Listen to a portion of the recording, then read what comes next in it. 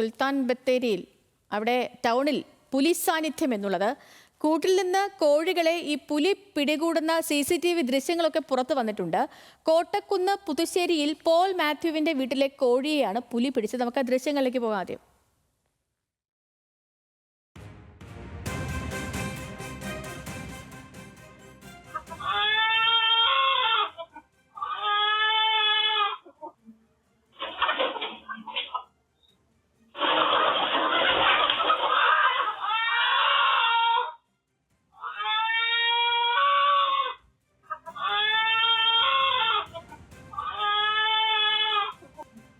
ആഷിഖ് റഹ്മാനുണ്ട് വിവരങ്ങളുമായിട്ട്. ആഷിഖ്, പുലി കോഴിയെ പിടിക്കാൻ ശ്രമിക്കുന്നത് ദൃശ്യങ്ങളിൽ വ്യക്തമാണ്.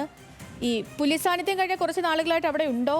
വനം വകുപ്പിന്റെ ഈ നടപടി ഇനിയിപ്പോൾ എന്താണ്? കൂട് സ്ഥാപിക്കലടക്കം അതിലേക്കുള്ള നീക്കങ്ങൾക്കൊക്കെ തുടക്കമായിട്ടുണ്ടോ? എന്താണ് നിലവിലെ സാഹചര്യം? സേതു, സുൽത്താൻ ബത്തേരി ടൗണിൽ ഇത് ആദ്യമായിട്ടല്ല പുലി ഇറങ്ങിയത്. നേരത്തെ അവിടെയുള്ള ഒരു താലൂക്ക് ആശുപത്രിക്ക് സമീപമെല്ലാം ഈ പുലി എത്തിയതായുള്ള CCTV ദൃശ്യങ്ങൾ നേരത്തെ തന്നെ വാർത്തകളായി പുറത്തു വന്നതാണ്.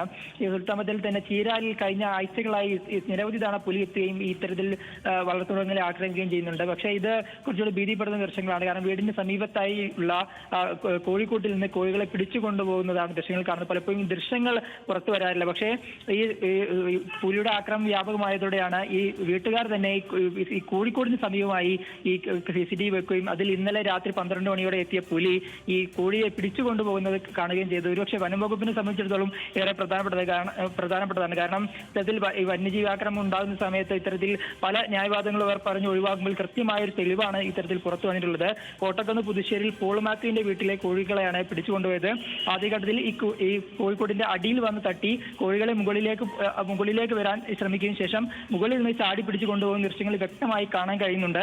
എന്തായാലും വനംവകുപ്പ് നഷ്ടപരിഹാരമെല്ലാം കൊടുക്കുന്ന സമയത്ത് പോലും ഇതിനെ പിടികൂടാൻ ഇത്തരത്തിൽ സാധിക്കുമെന്നുള്ള കാര്യം വ്യക്തമല്ല. കാരണം നേരത്തെ ഈ ചീരാലിലടക്കം പുലിയെ പിടികൂടാൻ വേണ്ടി കൂടി സ്ഥാപിച്ചെങ്കിൽ പോലും ഇതുവരെ പിടികൂടാൻ കഴിഞ്ഞിട്ടില്ല.